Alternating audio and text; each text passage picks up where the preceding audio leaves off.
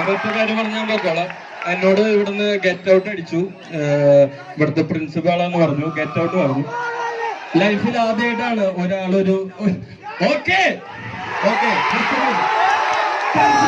സ്റ്റുഡൻസിന് പ്രിൻസിപ്പൽ സ്റ്റുഡൻസിന് എനിക്ക് ഒരിക്കലും ഒരു പ്രിൻസിപ്പൾ അല്ല. ഓക്കെ ഒറ്റ മിനിറ്റ് സാർ, ഒറ്റ മിനിറ്റ് സാർ.